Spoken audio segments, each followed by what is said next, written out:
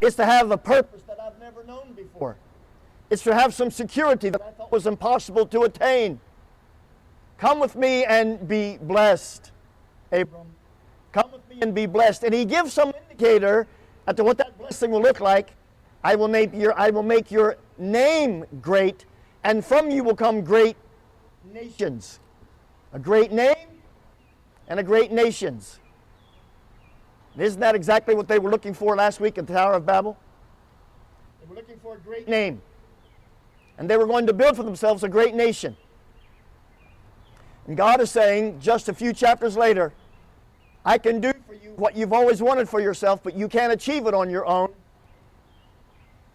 Come with me, Abram. Come with me, David. Come with me, this congregation, and every congregation that names the name of Jesus in earnestness and sincerity. Come with me. I'll bless you. I'll bless you by making your name great. And come with me. Trust me. I'll take care of you. And so the story of Abram and every one of us, our story begins. Now right away, there in chapter 12, there's a little detour down to Egypt. There was a famine, and because of the famine, Abram decides, well, I can't feed my flocks without water, and there's a famine.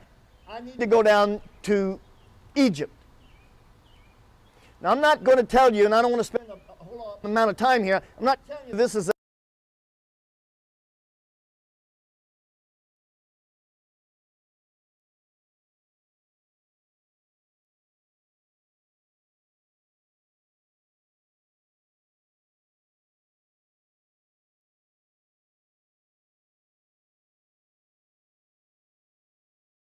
I need water.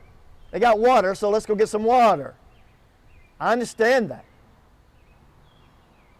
But Abram will get to the place years from now in the scriptures that he would have said, and he does say this kind of thing later, no need for me to go to Egypt.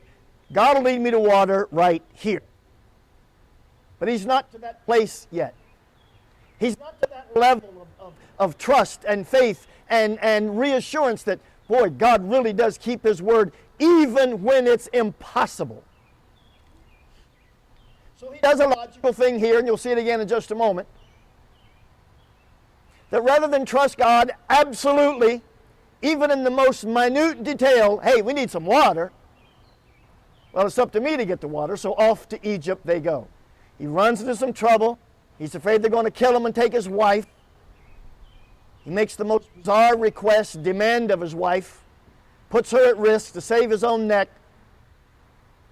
All of these stories given to us, the going to Egypt, the interaction there with the people in Egypt, self-preservation, they're indicators to us that as much as Abram is now a disciple of God, there's still a lot to be learned. A lot to be learned. Chapter 13, his nephew Lot, who went with him when he left the Chaldean, which is now Iran, Iraq, and they've moved on their way to Canaan, Israel as we know it. But they've stopped in Haran. In Haran, that his father died, father lived there, and father died there.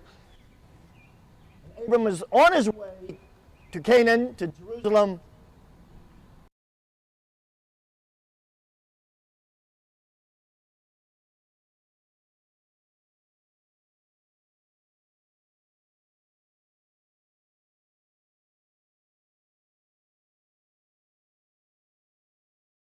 So Abram says, look, to keep peace, there's plenty of room here for both of us to have water and to feed our flocks.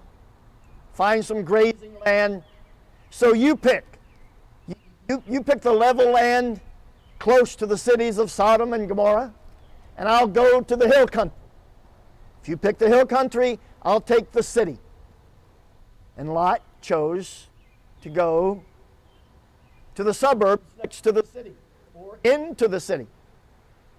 Okay, And that's chapter 13.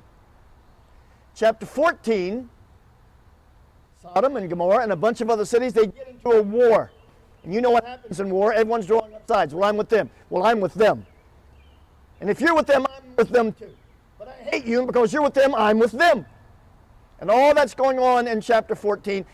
And Lot gets captured in the midst of all of this warfare. And Abraham goes and rescues. He goes and rescues his nephew Lot. And again, these little details are given to us. I want you to see here, as much as Abram is struggling with, got no water, got to go to Egypt. These guys are trying to kill me. Honey, you're going to have to step in front of me and protect me. As much as that's going on, there's also this sense of, but I got to rescue my nephew Lot. And it seems inconsistent. On one hand, he seems to have great faith. God's going to protect me. I got to rescue my nephew. And there's other moments where, no, it's up to me to fix this. And he resorts to fleshly efforts. This is what I can do in the power of my flesh. Do you see that same inconsistency in your life?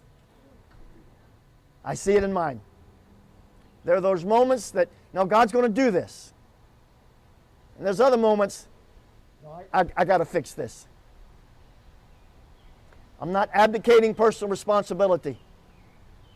But there is a line we cross that I'm not being responsible. I'm being faithless now. And I just want you to see that. And Moses is telling us about Abram. This is every one of us, the same story. We finally get to chapter 15, and this is where the bulk of the meat is in these opening stories of Abram turning into Abraham. Chapter 15 and verse 1. After these things, the word of the Lord came to Abram in a vision, saying, Fear not, Abram, I am your shield, and your reward shall be very great. Shield is obviously a word about protection. Now, he's just come out of a skirmish. He got pulled into war, taking care of his nephew. And God is saying, look, didn't I take care of you? I would have taken care of you in Egypt. You didn't ask. I might have even miraculously given you water, but you didn't ask. And when you took it upon yourself to go and rescue your nephew Lot, didn't I protect you? I am your shield. I am your shield. And he gets to this word that we all love, the word reward. I am your great reward. I'm going to bless you like you can't even imagine how I'm going to bless you. In fact, when the Bible speaks of heaven, you know the verse, don't you?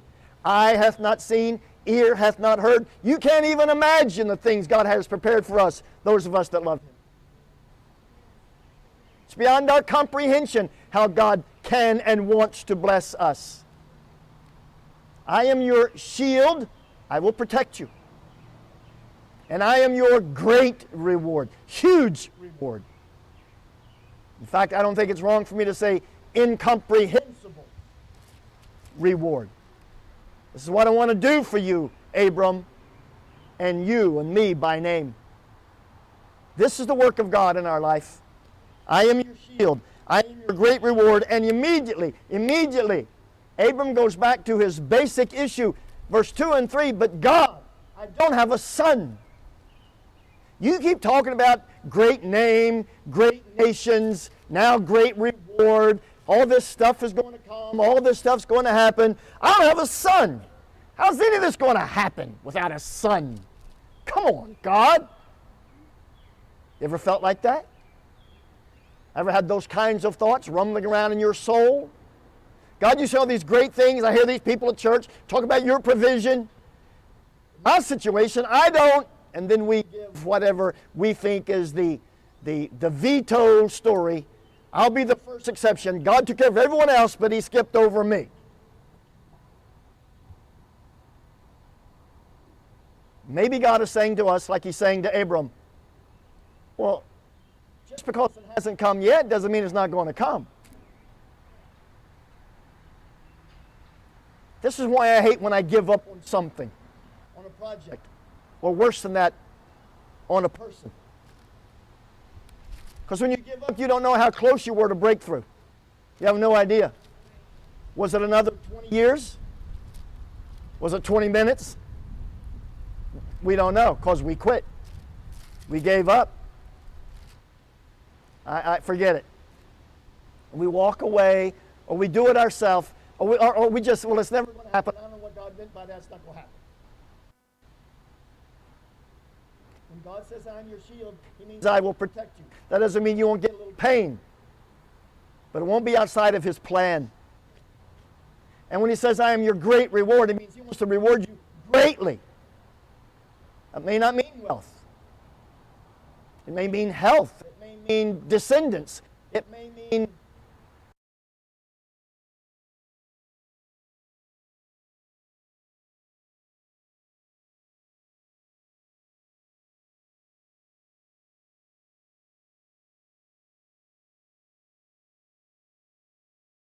but God, I just lost my job. But God, my wife just died. But God, my child just died. But God, I don't think it's defiance and rebellion in verse 2 and 3. I think it's confusion. And we haven't learned to walk by faith. We're still learning to walk by sight. And you see it in verse 2 and 3. Like I want us to be honest and see it in ourselves. We're no different than Abram. He's no different than us. He makes his point. I've got this guy who's been managing my whole estate. I would pronounce it Eleazar. However you pronounce it is probably better than mine. I've got him, and that's all there is. He's not genetically connected to me. And maybe that's who you mean. Maybe I'm to leave all of this, and by now Abraham would, in his world, be considered a very wealthy man. Maybe I'll leave all this to him, and what have you talked about my descendants? I guess so, and your kind of thinking, his children be like my children. I don't understand that, but if that's what your plan is, but that's all I've got. He's me and Sarah and Eleazar, that's it. And then God speaks. I love these verses. Verse 4, 5, and 6. Read them with me. The word of the Lord came to Abram, and this is what God says. This man shall not be your heir. That's not to say that I hate that guy. God doesn't hate this guy, nor does Abram. But he's not the point through which the seed of promise will come. Doesn't mean anything inferior to Eleazar. But he's not part of this ribbon of redemption from the Garden of Eden to the manger in Bethlehem to heaven for eternity. He says, this man is not the one. He's a convert. He puts his faith in me. That's wonderful, but he's not the one of that generational line. This man shall not be your heir. Your very own son, your very own son shall be your heir. And then he takes him outside and said, look toward the heavens and number the stars if you are able. And then he says, so shall your offspring be. He has no son. I think by now he's early 90s. You can find the number and you get a general sense of how old he was. He's approaching 100 years old. He has no son. God keeps talking about reward, protection, blessing, a great name, a great nation. I don't have a son.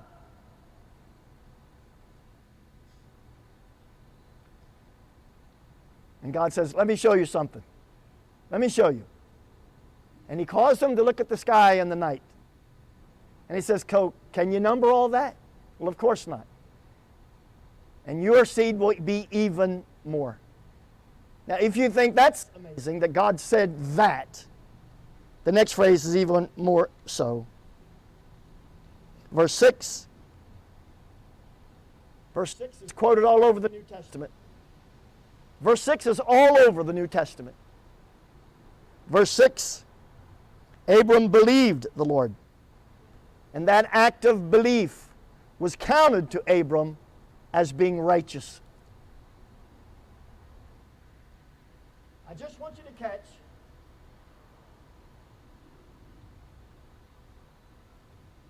I don't know what word to use. I want you to catch the largeness, the incomprehensible, I want you to catch you gotta be kidding me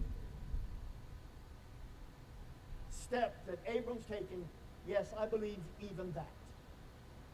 Yes, I believe, yes, God, you're pulling me step by step by step.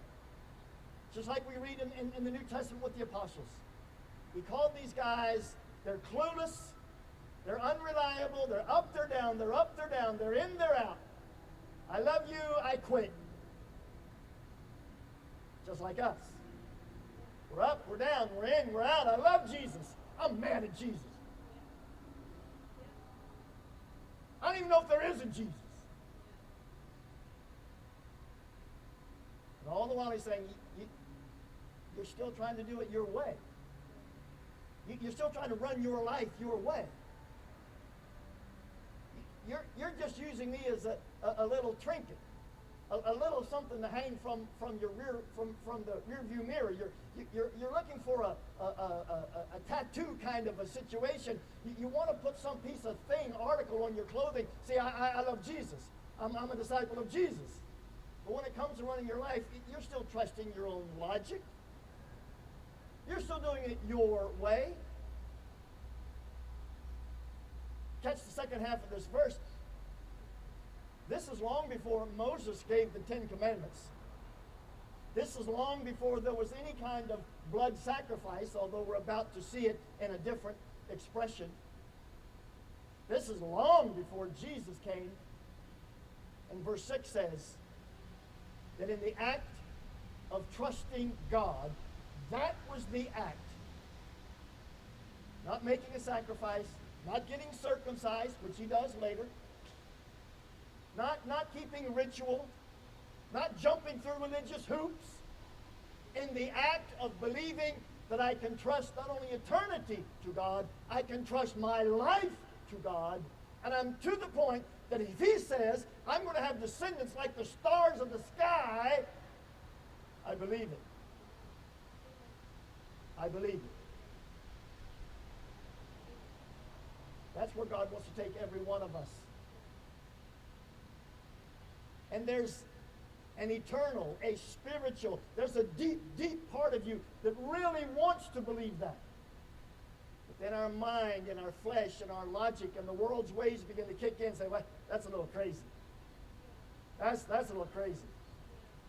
I mean, God is good, but He's going to save my crazy, wicked husband?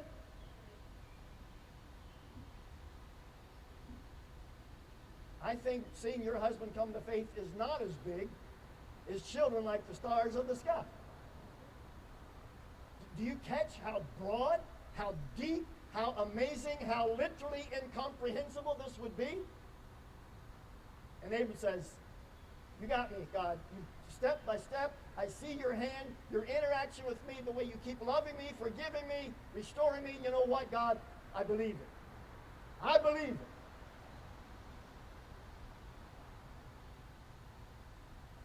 I love verse 6. The placement of it, the things that come before, the things that come after, we'll see in just a moment. Something critical is happening here. I don't know when Abraham, as we would say, became a believer, but it sure looks like it's verse 6. Something of great significance is happening. He's making his case in verse 2 and 3. God, you don't understand. As if that's ever a true statement. And when he makes his case, verse 2 and 3, God said, I'm not talking about your servant, the manager of your estate, the overseer. I'm not talking about him. I'm talking about your very own son. And from that son, this seed of Eve will come. And by the time it gets to Mary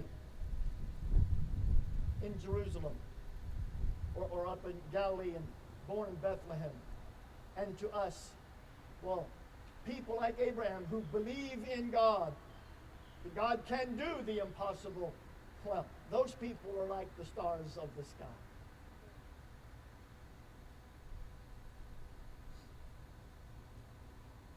Verse 6 says he believed, and that was the point of righteousness.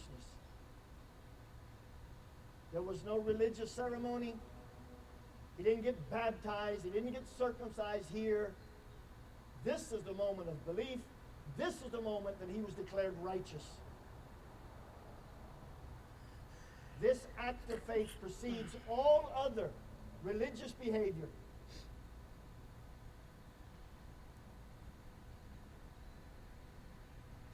Now, interestingly enough,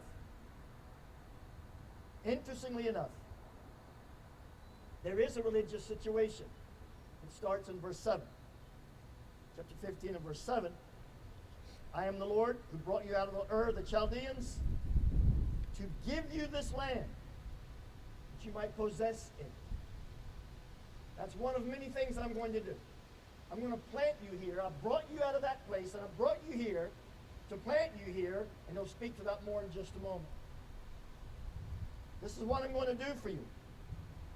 But before I even tell you that, to reassure you, to convince you I'm not kidding, I made a promise back in chapter 12. I've restated that promise in verse 4, 5, and 6. But to confirm that promise, to seal it, to as best I can convince you that I'm not kidding around, God speaks to Abram in a very earthly way, like he does to us still, always. He gives Abram what was a culturally recognized legal binding contract, or more than a contract, it would be the word covenant. It's very recognizable and practiced by all ethnic groups in Abram's day. And as disgusting as you may think it, as offensive, it was what they did and what bound them. Oh, he's not kidding now. He made covenant. Oh, he must be really serious. He's not just lying to get his way. He made covenant. In fact, the word they would use is he cut covenant. They would take animals and literally cut them in half. And they would lay how many animals? 3, 5, 12. They would lay half the animal on this side and half the animal on the other side, like a walkway in between. Or if it did swirl around like an S, you would pass through it between the halves of these carcasses. And the whole point of covenant that way is to say this: if I break my word to you, if I don't keep the promise I've made to you, may what we've done to these animals happen to me. So as much as God can speak to himself about being human, as much as God can speak to Abram about, I'm not kidding around, he takes an earthly example which would resonate deeply in Abram's mind. Wow. And he makes covenant. And he's saying to Abram, as if this could happen, may I die if I don't keep my word to you, son. I find it interesting that maybe in every generation, certainly in every big bracket of historical progress, or sometimes recess, there have been those who always say, there is no God, there is no God, God is dead, forget God. But God keeps showing up, and people still keep putting their faith in God, not because they're simple, not because they're shallow, not because they're simplistic thinkers. Because they've seen God work in their life. They know what God can do.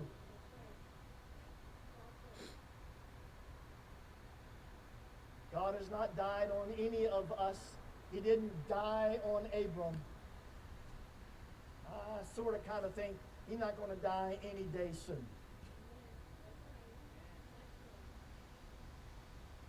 He made covenant. He made covenant. Now there's one little detail here you got to catch. Look at verse 12. As the sun was going down, a deep sleep fell on Abram, and behold, a dreadful and great darkness fell upon him. So it's saying two things, and they seem contradictory. On one hand, was he asleep? Yes. But what's this fear and dread and darkness? I suspect he's dreaming. The point of his being asleep is saying this: God does not require Abram to pass through the animals. Because in the making of covenant, both parties would pass through and say, may I die if I don't keep my word. And the other would say, yeah, me too, I'm committed. May I die. But God puts Abram asleep. Because we don't work our way into a relationship with God. I don't perform any pledges. And finally, when I've kept my word, God says, oh, now, look, you're really trying hard. And you made 85%. I'll throw in the other 15. Come on, come with me to heaven. If anything happened to me when I spiritually, emotionally, metaphorically went to the cross, I'll tell you what happened to me. I fell asleep. I mean, I was broken over my sin, and I wanted forgiveness. But more than forgiveness, way more than forgiveness, I wanted intimacy. I wanted a relationship with God. Now remember, go back to chapter 3. When Adam and Eve sinned, they didn't run to God. They ran away from God. They ran away from God. And I've run away from God. And God's saying, where are you going? What are you doing? How's this working for you? And every time I come back to God, because he sought me out. Adam, where are you? David, what are you doing? Not in condemnation, in rhetoric. Is this working for you? What are you doing?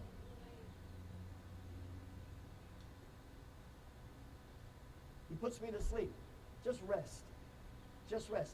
I know you're not as faithful as you think you are. I know you're not as faithful as I would like you to be yet. Just rest, son. Just rest. I'll keep the covenant. Knowing that you won't or can't. I'll keep the covenant. And I'll carry you, son. I'll carry you.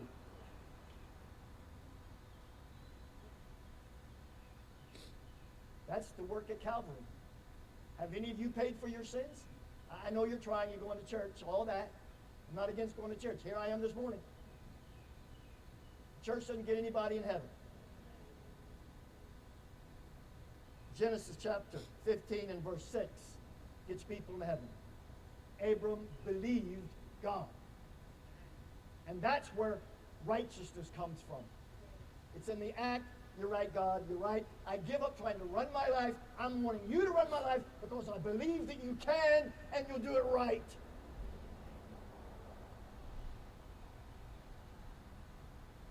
Long before all the other religious stuff, Genesis 15, verse 6, and God strikes covenant. This is an eternal covenant, and it's never broken by God. And when we do, he restores us. Peter said, God, you can count on me. And Jesus says, Peter, you're the one I'm talking about. You'll deny me not once, 3 times before sunrise. And God restored Peter. Because God keeps covenant. For all of us who put their faith in him. Now read verse 12 to 14. So we read verse 12. Wait, I got ahead of myself. Skip to chapter 16. Skip to chapter 16. No, I'm sorry. I am sorry. Stay in chapter 15 one bit more. Stay in chapter 15 one bit more. And check the clock. Verse 12. We read verse 12. Verse 13. Know for certain. Know for certain. 13. 15, verse 13. That your offspring will be sojourners in a land that is not theirs, will be servants there, and they will be afflicted for 400 years. I just wanted to read this way so we catch it. God said, I'm going to bless you. I'm going to give you descendants like the stars of the sky. I'm going to make your name great. I'm going to make from you a great nation. But I'm just telling you, there's about a 400-year gap that all your descendants are going to be slaves in Egypt.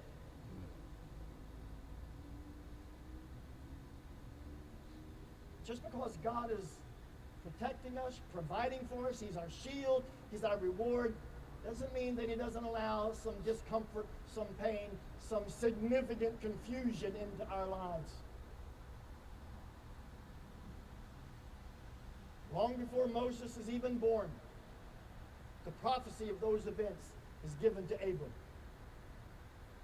Your descendants will be 400 years. But, 14, I will bring judgment on the nation they serve. We know it turned out to be the Egyptians. I will bring judgment on them for doing that. And afterward, they shall come out with great possessions. If you remember, after the last plague, Pharaoh's heart and back was broke. Just get out. Just leave. Just leave. And that seemed to be a prevailing attitude, because as the Israelites were leaving, people of Egypt were just giving them stuff. Here's money. Here's sheep. Here's food. Here's clothing. Here's baskets. And just get out of here and leave us. It's all prophesied right here. Chapter 15. Now, for all of this faith, verse 6, look at 16, verse 1 and 2. Chapter 16, Sarah, Abram's wife, had borne him no children.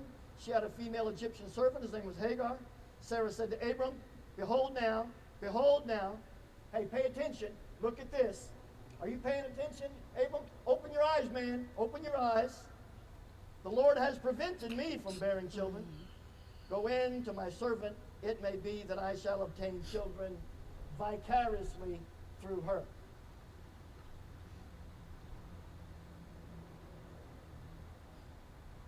So Abram said, okay.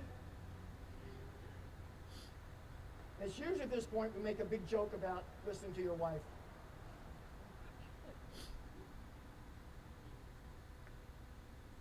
I don't care where the bad advice comes from.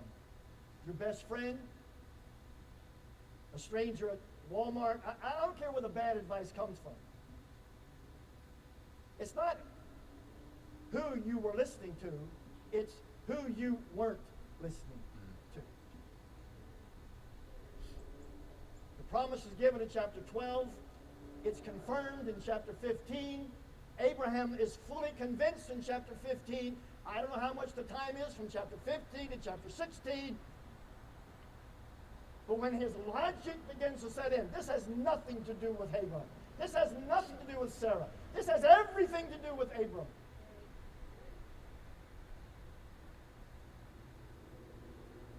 And he says, yeah, we can't wait on God. We can't wait on God. We have to take matters into our own hands. And even after making covenant with God, he resorts back to his logic. You ever done that? Yeah, I've done that. And you know why I can talk about it and I'm not struck dead? Because God keeps covenant, even when I don't. And he said, I will never leave you nor forsake you. God keeps covenant, even when I don't.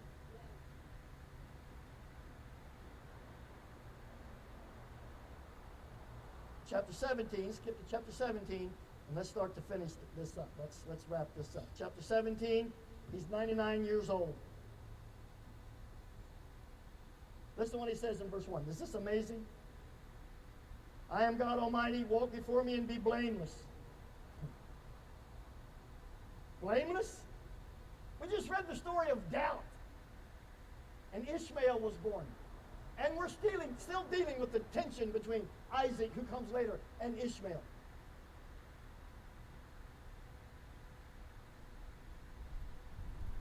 I'm not trying to be nasty or start a big international issue here. Let's make no mistake. Let's say this out loud. Ishmael was indeed firstborn to Abram.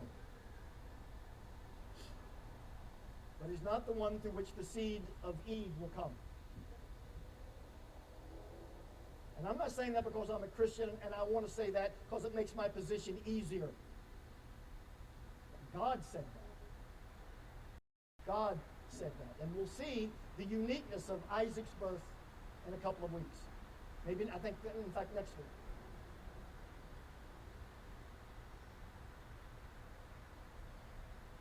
So Ishmael is born, Isaac is born, and the tension is tremendous.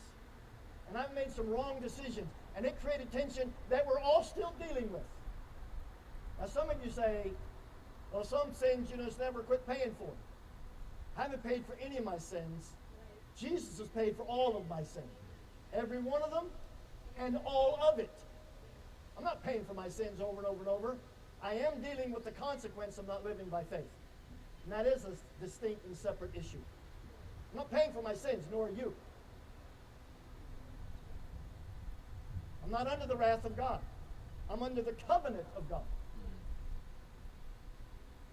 But in my circumstances, ever so often, I'll say, well, I know where that came from. I know why that's still going on. I'm not paying for my sins. It's just decisions have consequences. They're not eternal. It's not damnation. But it's frustrating at least. What it doesn't do is place us under blame. Because look at our great verse. Look at our great verse. I am God Almighty. Walk before me as you are being blameless. The original text would read. You know why Abram is blameless? Because God sees him through the eyes of the covenant. God sees him through the eyes of the covenant. Imagine how your marriage would be different if every time your spouse went crazy, rather than focus on that moment, you saw them through the vows at the wedding ceremony. Where I said to Carm, not that Carm has ever gone crazy. We all know that has never happened.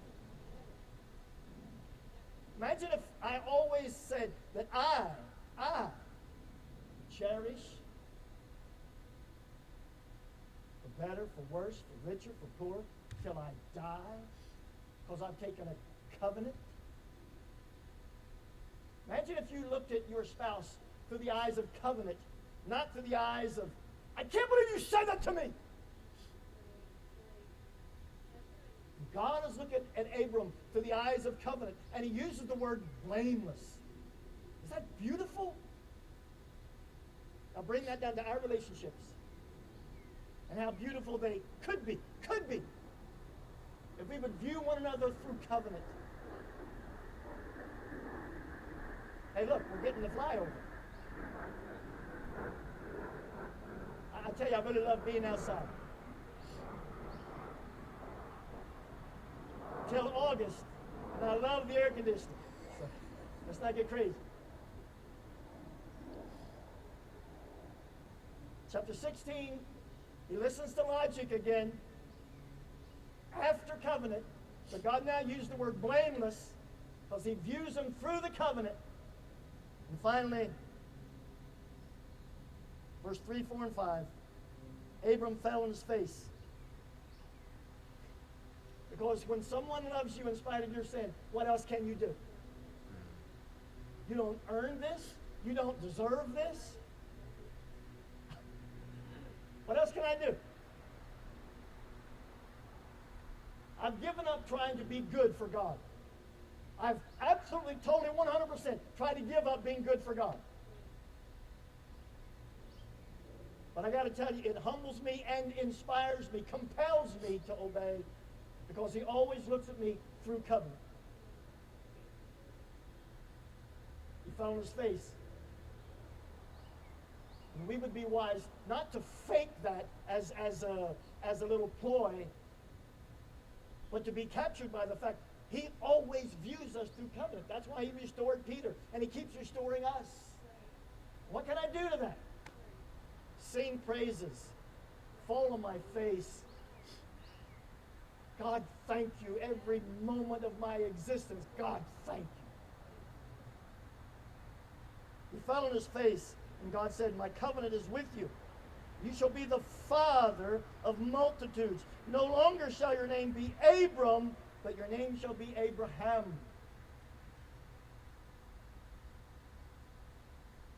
The word Abram means exalted father. Some say that's a reference to Abram's father, Terah.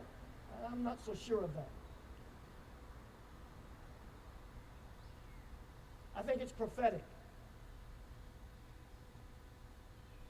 Abraham grew in faith, and his children saw that faith.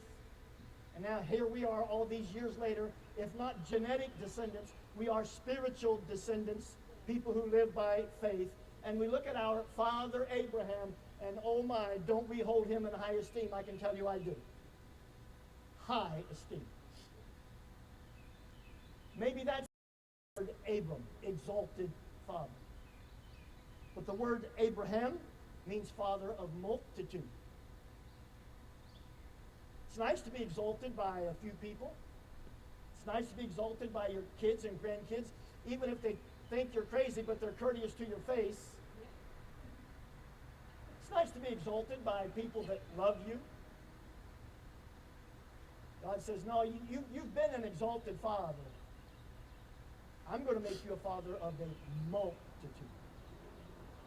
Stars of the sky imagery comes back into play here. The point of the name change is to say this. God is working in us, not just to give you a new name, but to give you a new life and purpose. To give all of us a new life and purpose. Could we please stop thinking so small and so narrow? Oh, I just want to get my sins forgiven. And oh, I would even like to see my kids get their sins forgiven and have enough money that I can take care of myself in retirement and then go to heaven when I die. Your world is that big? That's it? Abram, you are an exalted father. I'm trying to make you a father of a multitude. I'm trying to do for you what you can't even imagine or think. Oh yeah, there's a verse that says that, isn't there? He is able to do exceedingly abundantly above all that you can even imagine. And that's what he's saying to Abraham. And it comes with a name change. And we need a name change. It's no longer David living for David, or gathering stuff for David, and just taking care of his little nest of wife and children and grandchildren. Well, let's even throw in the congregation. And my life is that big. God says, no, I'm trying to do big stuff. Big stuff.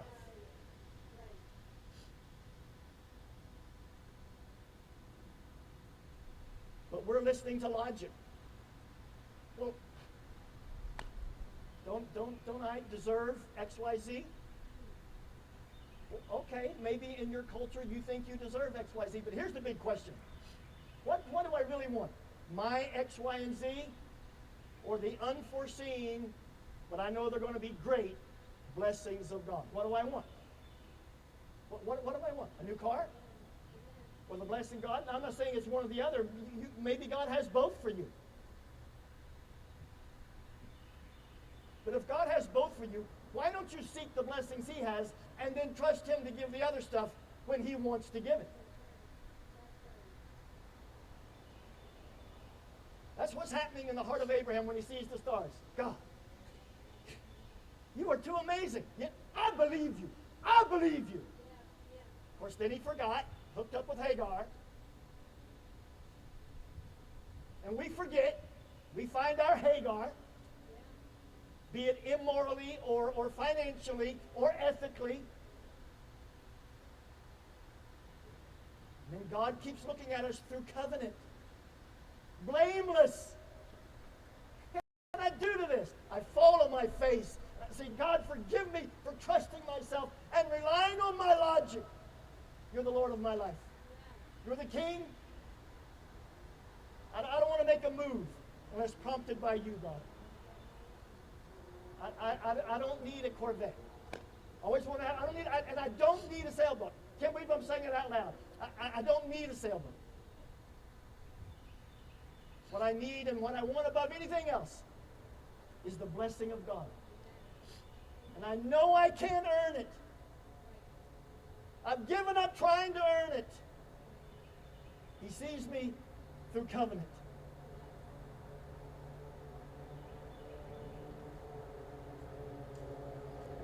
That's pretty much the sermon. I do want to make some application with you. Let me check my time. Oh my goodness. Forgive me. Look in your bulletin under the announcements.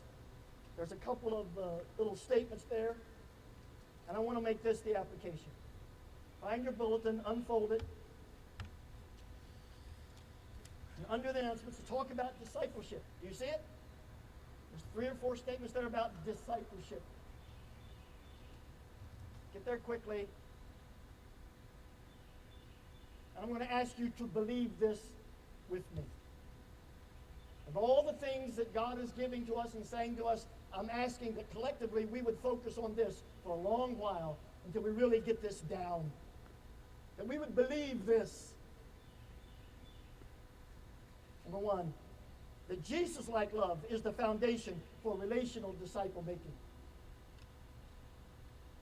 Jesus is giving the example, not how to live a great life and work your way to heaven.